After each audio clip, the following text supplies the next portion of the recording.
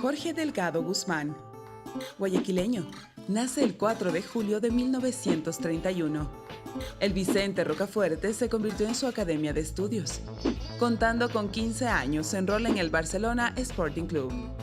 En 1952, debuta como arquero ante Millonarios de Colombia. Su vida transcurre entre el deporte y el periodismo. Su tiempo lo dedica a escribir en un periódico y un programa de radio desde hace más de 20 años. Fue protagonista durante mucho tiempo en un programa deportivo en televisión. Preparador físico de equipos como Emelec, 9 de octubre, Liga Deportiva Universitaria de Guayaquil y Barcelona. Seleccionado del Ecuador en 1953. Jorge Delgado Guzmán sonríe a cada pregunta. La vida es su desafío diario y se dice aquí estoy. Hoy nos recibe en su casa para contarnos qué pasó con Jorge Delgado Guzmán. Jorge, gracias por recibirnos en su casa. ¿Cómo está usted? Le vemos saludable. ¿A qué está dedicado? Mi vida que ya llegó a los 86 años es realmente dedicada al periodismo y al deporte. ¿Su salud se encuentra bien? Sí, hasta este rato sí. Duermo bien, tranquilo, no creo que tenga más problemas que no sea tratar de hacer más cosas, ¿no? Quisiera hacer más cosas de las que ahora hago. Sigo haciendo algo de periodismo, escribo en un periódico de la localidad, trabajo en una radio, tengo un programa ya desde hace 20 años los domingos y eso me permite comunicarme con la gente. Siempre les digo, no los veo, pero los siento mucho cuando los veo, cuando los siento en radio. Trabajé muchos años en televisión. Como le digo, la vida mía estuvo dividida en televisión y periodismo. En televisión estuve en Ecuavisa 20 años, en Canal 12 10 años y en Canal 11 10 años también. ¿Qué es un día rutinario para usted? ¿Qué hace por las mañanas? Cuéntenos. Bueno, yo en la mañana trato de pasar lo mejor posible. Tengo un par de perritos con los que me divierto corriendo. ¿De qué raza son? Ellos son los que corren, yo ya no puedo correr. Y entonces me divierto, converso con ellos, hablo, jugamos. Y además tengo la suerte de vivir con mis dos hijos menores, 28 y 29 años, por cuanto enviudé recientemente, hace unos 3 años, va a ser 3 años. ¿Y en las tardes qué hace usted? Bueno, en las tardes leo bastante, trato de leer lo más que puedo, leo los periódicos de la ciudad, además tengo bastantes libros, siempre relacionados con el deporte, y por las noches siempre nos reunimos con un grupo de amigos en un local muy cercano aquí, que es una mini despensa que se llama Pablito. Y el conversar, el hablar, yo creo que es una de las cosas más importantes que tiene que tener una persona, tiene que tener el hombre, porque el alternar con ideas, compartir ideas y ser amigo de todos y enemigo de nadie es una cosa más que importante. En la familia Delgado, ¿cuántos integrantes la componen ahora? Bueno, familia Delgado siempre fue periodista. Mis tíos, quizás se acuerden ustedes, los Delgado Cepeda fueron los dueños de Radio Cenit. Radio Cenit es una de las radios más antiguas junto con CRE, con Atalaya, con Radio El Telégrafo, y que impusieron un estilo de trabajo muy especial. Y entonces estas radios con mi papá, don Jorge Delgado Cepeda, mis tíos, Washington, Julio, Hugo, Luis, todos estuvieron participando en la radio. Yo a los 15 años iba a la radio y hacía de disc jockey. Ponía canciones que en esa época eran las preferidas de la juventud. ¿Qué música ponía? Bueno, los Fox de esa época, las canciones de Glenn Miller, artistas que Louis Armstrong, ¿no? Que actualmente si usted les pregunta a lo mejor a algún muchacho de los actuales, les pregunta quiénes son y no van a saber, ¿no? ¿Y los boleros, los pasillos? Los boleros, pasillos no tanto. La música nacional siempre muy reservada. Fui muy aficionada a los boleros. Inclusive en una ocasión, durante 10 años, de 1960 a 1970, tuve un almacén de discos en la calle Pedro Carbo y Aguirre. Se llamaba Todo Disco, era muy pequeñito, pero vendía discos de esa época que eran de 45 revoluciones y de 33 revoluciones. Ya, los famosos LPs. Claro, LP y los pequeños. Y entonces en ese sitio se reunían los jugadores del Barcelona y del Emelec y las muchachas pasaban a pedir autógrafos y todas las tardes teníamos unas reuniones muy lindas con la música que se ponía en el tocadiscos y que la gente la aceptaba mucho en esa época. O sea, usaba a los jugadores como impulsadores para sus ventas. Bueno, quizás no como explotadores, ellos explotaban. Impulsadores, ¿no? Ellos explotaban. Sus nietos, ¿los mima? ¿Cómo se lleva con sus nietos? Bueno, tengo 6 hijos, ¿no? Una vez me preguntaron, ¿todos vivos? No, le dije, hay 4 que trabajan. No, sí, tengo 6 hijos, 3 de mi primer matrimonio, 3 de mi segundo matrimonio. Con ellos nos vemos siempre, son muy cariñosos, me siguen cuidando. Actualmente vivo con los 2 menores y entonces ellos están siempre preocupados. Jorge, pues que ya ustedes conocen tu trayectoria de tantos años, está siempre pendiente de mí, yo lo visito en su piscina. Mi segundo hijo es médico cirujano, trabaja con niños, es jefe del hospital Roberto Gilbert, en la sala de quemado, hace unos muy lindos trabajos. Él siempre está preocupado de todo lo que me pasa y mis demás hijos también, ¿no? ¿Alguno de sus nietos ha querido seguir sus pasos? De mis hijos. ¿De sus nietos? De mis nietos, sí. Hay uno de ellos, Jorge Delgado Torres, hijo de Jorge Aurelio, y está estudiando periodismo y actualmente es fotógrafo profesional y periodista, ¿no? Así que le va bastante bien. El segundo ya va a estudiar fisiología. La tercera es funcionaria de un banco en la localidad. El cuarto, profesora de inglés, es casada con 2 hijos. El quinto es actualmente funcionario público. Y la sexta es la que ustedes vieron aquí conmigo, que ella también es ingeniera comercial, ¿no? ¿Usted de niño a qué jugaba? Bueno, siempre fue el fútbol mi afición principal. Jugaba con la pelota de trapo clásica de los barrios de esa época, Padre Aguirre, Rocafuerte, un barrio que reunía por las tardes, todas las tardes, después de las 5:30 de la tarde, no menos 50 muchachos haciendo pelota de trapo, lo que se llamaba en esa época el bate, que era el béisbol posteriormente, y jugábamos a lo que se nos presentaba. De ese barrio salieron muchísimos deportistas, hasta presidentes de la República. León Febres Cortés vivía diagonal conmigo y disfrutamos una amistad de muchísimos años. Y en el béisbol, en el fútbol, nacieron ahí en esa esquina cualquier cantidad de periodistas, de deportistas. ¿Y algo que le recuerde más de esa época, de ese barrio? La amistad que seguimos manteniendo con ese grupo. Fíjense que hacemos una reunión desde hace 18 años, ya va a ser 19 años, todos los segundos miércoles de cada mes nos reunimos los que yo llamo los sobrevivientes del barrio. Comenzamos un grupo de más de 46, 48. Actualmente habemos 24, ¿no? Pero no dejamos de reunirnos y nos tomamos una sopa, un segundo plato, una ensalada y conversamos de lo que nos ha pasado en ese mes y seguimos siendo amigos, que es lo importante, ¿no? ¿Era un buen estudiante en el colegio? Regular. No nos vamos a poner en el plan de estrella, porque después de hacer tanto deporte, yo estudié en el Vicente Rocafuerte y trabajé como profesor de educación física del Vicente Rocafuerte durante 24 años. Y como le digo, ahí también tuve otros políticos, alumnos, inclusive presidente de la República, señor Jaime Roldós Aguilera, fue mi alumno, ¿no? Y lo recuerdo con mucho cariño. Y el fútbol hacía que yo representaba al colegio en 6 deportes intercolegiales. Entonces no tenía tiempo casi para estudiar.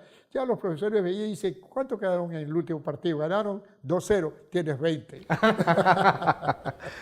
¿Y alguna travesura que se le venga a la memoria ahora, en esa época, de estudiante? ¿Alguna anécdota de esa época? ¿Alguna anécdota, travesura de esa época? En esa época, pues, el deporte era muy, muy leal. El deporte no se hacía por intereses económicos, se hacía porque uno amaba su colegio, porque uno quería su colegio. Y lo que se ha olvidado también actualmente, las competencias intercolegiales, ya no hay. En esa época era el básquetbol, la natación, el fútbol, el vóley. Es decir, se jugaba todo a niveles intercolegiales. Las reuniones entre Aguirre Abad y Vicente Rocafuerte en fútbol, por ejemplo, significaban hacer los preliminares de los partidos internacionales que se hacían aquí en el Capue, ¿no? porque era tal la importancia de esos eventos. En el Aguirre Abad, por ejemplo, el arquero era Alfredo Bonar, el mejor arquero que ha tenido este país en toda su historia, ¿no? Y cualquier cantidad de jugadores de primera categoría. Eso ya se ha olvidado, no sé por qué. Quizás la televisión ha hecho que los muchachos se dediquen más a estar mirando la televisión y el celular que haciendo deporte. Nos contaba que enviudó hace 3 años. Sí. ¿Cómo se siente ahora? Mi segunda esposa falleció hace 3 años, una lástima. Es la mamá de mis 3 últimos hijos. Fotografías que ustedes verán, tuvimos la oportunidad de viajar mucho. Y entonces nos llevábamos muy bien. Fue una enfermedad de 15 días, un problema gravísimo. No le dio chance a nada y tuvimos que lamentar su fallecimiento, ¿no? Con mucha pena. Aún vamos a escuchar más memorias de Jorge Delgado Guzmán aquí en ¿Qué pasó con? Ya volvemos.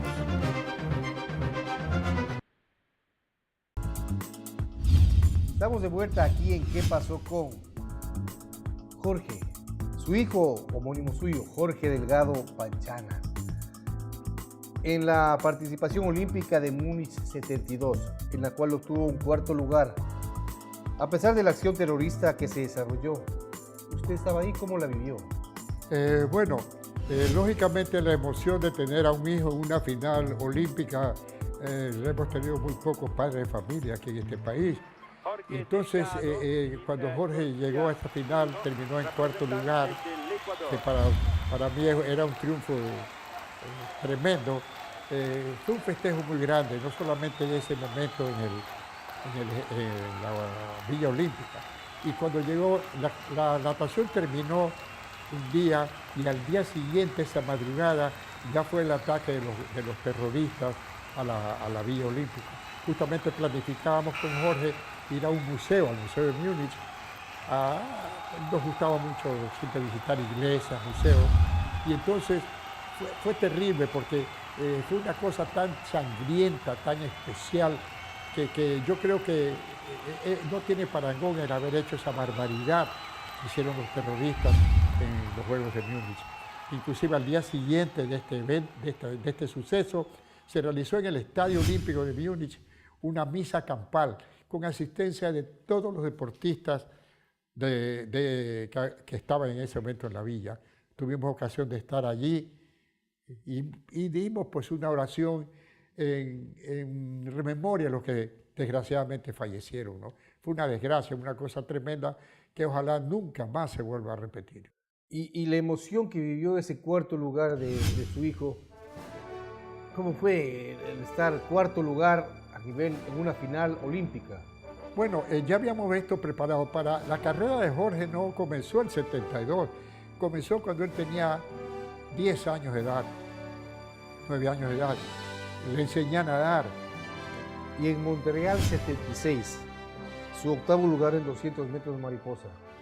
Fíjense que yo siempre pienso, con el tiempo que hizo Jorge en Montreal, llegando en 7º lugar, era medalla de plata en Múnich. Porque los tiempos cambian, ¿no? Jorge siguió estudiando en los Estados Unidos, se graduó en los Estados Unidos de profesor de educación física y también de administración de negocios. Así que yo creo que ese 7º lugar para mí fue tan importante como el 4º de Múnich. Perfecto. Jorge, ¿cómo nace su amor por el fútbol? Bueno, como le digo, yo en el barrio de Rocafuerte y Padre Aguirre jugaba a la pelota de trapo. Y siempre, como era malo para manejar las piernas, no tenía mucha habilidad para manejar el balón con las piernas y era bastante flaco y alto, siempre me pusieron de arquero. Y entonces en el barrio el arco era mi lugar preferido. A los 15 años me llevaron a Barcelona, me federaron por Barcelona y ya jugaba en los juveniles de Barcelona y siempre de arquero. El año 47 me pasaron ya a jugar en las reservas y el 49 ya era arquero suplente de Enrique Ignato Romo. Y ahí ya me quedé pues hasta el 55 que dejé de jugar en Barcelona. Claro, porque su debut fue en el año 42 con Barcelona la primera vez en un partido frente a Millonarios. pero como suplente. El año 48 yo era suplente en 42, ese partido. 42. El 52 fue que yo 52, jugué con Millonarios. Y jugamos un partido que traía con Millonarios a 11 estrellas del fútbol mundial. ¿Le invadieron los nervios, Jorge? ¿Le invadieron los nervios? No, porque es decir, ya los nervios cuando uno pisa el gramado, cuando entra, si tiene nervios, preferible decirle al entrenador, no puedo jugar. Pero yo tenía a mi papá que me acompañaba a todos los partidos. Mi papá, yo por eso nunca supe el sabor de un tabaco. No he fumado ni he bebido, porque mi papá, no teníamos carro en esa época, ¿no? En una fundita de trapo que me había hecho mi mamá, poníamos la camiseta, las medias, porque antes no había quien lavara en los equipos. Los lavaba la mamá de uno en la casa. Íbamos en un colectivo, en un bus, al Estadio Capol. Entraba yo a la cancha, a la puerta de los jugadores. Mi papá me daba la bendición, me daba un beso y yo entraba. Mi papá se iba a la galería a ver el partido. Terminado el partido, mi papá estaba parado otra vez en la puerta esperándome para llevarme a la casa. Así que calcule usted que yo no tenía chance de irme a ningún lado porque el respeto a los padres era algo muy importante en esa época, ¿no? Íbamos a tomar chocolate a las carretillas, chocolate con aplanchado. ¿Usted fue hincha de Barcelona desde el principio? Sí. Yo soy barcelonés toda mi vida desde que me federé por Barcelona, ¿no? O sea, ¿jugó algunos clásicos del Astillero? Yo jugué 18 clásicos del Astillero. Habré perdido 2. Casi siempre les ganábamos a los emelexistas. Y entonces disfrutaba esos partidos. Inclusive lo recuerdo uno mucho, que jugamos en 1951 por la disputa de la Copa Galo Plaza Lazo. Vino el presidente de la República con el palco con una copa preciosa, que es una de las pocas copas que todavía conserva Barcelona de esa época. Y jugamos contra Emelec, ese clásico. Le ganamos 5-2 y yo tapé ese día 2 penales. Uno le tapé al Chinche Rivero y otro le tapé a un argentino que se llama Croas. Y entonces me pidieron que yo recibiera la copa de manos del presidente. Subí al palco, don Galo Plaza, gran deportista también, me dio un abrazo y me entregó la copa. Es uno de los recuerdos más gratos que tengo de paso por Barcelona. En esa época se jugaba la camiseta, ya que eran campeonatos amateurs. Claro, no se ganaban sueldos, no teníamos sueldos. A mí me daban, por ejemplo, 50 sucres por un partido para que fuera al cine, porque tenía 19 años, 18 años, entonces no tenía otra atracción que ir al cine o ir a comer algo a un buen restaurante. Los demás, en Barcelona nadie cobraba sueldos si no se les daba una especie de bonificación. Yo me acuerdo, había un jugador de Barcelona, Jorge Canto, que antes de los partidos salía a la boca del túnel, porque todos los partidos eran en el Capul. Salía a la boca del túnel, miraba cuántos habían, entraba y decía, muchachos, nos toca 200 sucres por cabeza. De acuerdo al público que había en ese momento en el estadio, ¿no? ¿Y jugó usted en el estadio El Arbolito en Quito? Sí, ese fue mi primer estadio jugando en la sierra, porque no había más estadio que el Arbolito. Se llamaba así porque tenía un árbol muy grande que cubría parte de la tribuna. Y casi siempre la gente buscaba ese arbolito para el sol. Antes íbamos los días sábados a Quito a jugar, porque íbamos en un avión de 2 motores de hélice. Demoraba 1 hora 5 el viaje de Guayaquil a Quito. Llegábamos, jugábamos el domingo y regresábamos el lunes, porque después de la 1 de la tarde ya nadie salía de Quito del aeropuerto porque no había instrumentos necesarios como para tener la seguridad de un buen vuelo, ¿no? Así que regresábamos el lunes y muchas veces los domingos, después de los partidos, teníamos que almorzar en la policía porque se armaban unas broncas, se armaban unos tremendos pugilatos, ¿no? Sobre todo cuando jugábamos con el Aucas. Era el equipo que casi siempre terminaba en bronca el asunto. Ya. ¿Y con el Argentina de ese También época? jugamos con el Argentina, con el Gladiador, el Aucas, que era el equipo clásico, con los hermanos Garnica en la delantera. Eran 2 jugadores que le pegaban a la pelota como con fierro, le daban una patada tremenda, a una pelota que, como usted ha podido apreciar, era de cuero de vaca, era una pelota dura, fuerte, que cuando se mojaba, y casi siempre en Quito llovía o había un rocío en la mañana que mojaba la pelota, era difícil aprisionarla. Era una Además, piedra. no jugábamos con guantes, ningún arquero de esa época tapaba con guantes. Esa es la razón porque las manos, como usted Sí, verá, me enseñaba las manos que... las tenía pues todas torcidas. El único que me gana en manos chuecas es Manga, el arquero. ¿Por qué lo gana? Porque se las tiene más chuecas que yo todavía. Con la llegada de Ansaldo al Barcelona, ¿le banquearon? Sí, automáticamente yo me di cuenta y yo cuando llegó Ansaldo, yo recuerdo haberle dicho, Pablo, usted va a ser un gran arquero. Estábamos vistiéndonos en el camerino. Usted va a ser un gran arquero, va a ser un gran portero. Trate de arreglar su situación económica porque ya el fútbol estaba en esa época produciendo algo más. Cuando me di cuenta que ya yo no tenía chance para superar el saldo, preferí salir y dedicarme a la educación física trabajando con equipos de fútbol de primera categoría, ¿no? Y hay una anécdota que me comentaron en el torneo Azuguayas del año 64. Al lesionarse Magueregue y usted lo reemplaza. Jugábamos un torneo nacional. El partido ese día era con el 9 de octubre. Yo no estaba equipado como arquero. Como arquero estaba Ordeñana y Mayeregue. Mayeregue se lesiona y Ordeñana en el calentamiento se daña una mano. Y en ese momento me tuvieron que equipar. Yo ya no jugaba mucho tiempo y tuve que tapar 45 minutos por Emelec. Lo hice con todo amor, con todo cariño, porque yo siempre he tratado de ser profesional. La divisa se lleva en el corazón, pero cuando uno trabaja para una institución tiene que tener la divisa en la camiseta, ¿no? ¿Y ganaron ese partido o perdieron? Lo perdimos 2-1 y a mí me hicieron el gol con que perdió Emelec. No creo que me alegré mucho, pero sí lo sentí que me lo habían hecho a mí. ¿Qué se jugaba? ¿Se jugaba algún campeonato? Campeonato final? nacional. Se jugaba campeonato nacional en esa época ya. ¿El campeonato nacional? Nacional, sí. Y jugaba pues en esa por el campeonato, jugaba 9 de octubre contra Emelec. Ese gol es del culpable. Esa es la única vez que me he puesto la camiseta de Emelec para jugar. ¿En qué equipo de estado de preparador físico? Estaba preparador físico en Barcelona, Emelec, Liga Deportiva Universitaria de Guayaquil, donde también jugaba de arquero porque estudiaba en la universidad. El 9 de octubre posteriormente, y viajé a muchas Copas Libertadores con estos equipos.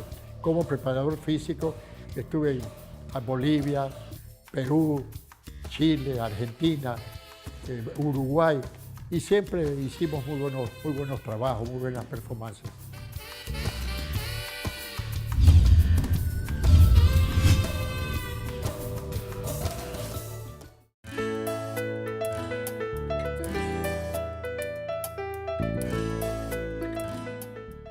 Jorge, su padre también fue arquero. Sí, mi papá, a quien le decíamos cariñosamente Don Geo, fue arquero del Patria en la época de 1924-1925. Calcule usted, él también tenía en esa época 20 años. Un equipo decano del fútbol guayaquileño, es una especie como de Aucas en la sierra, un equipo de tradición de barrio, de provincia, de amigos, de todo. ¿Jugó con Alberto Spencer?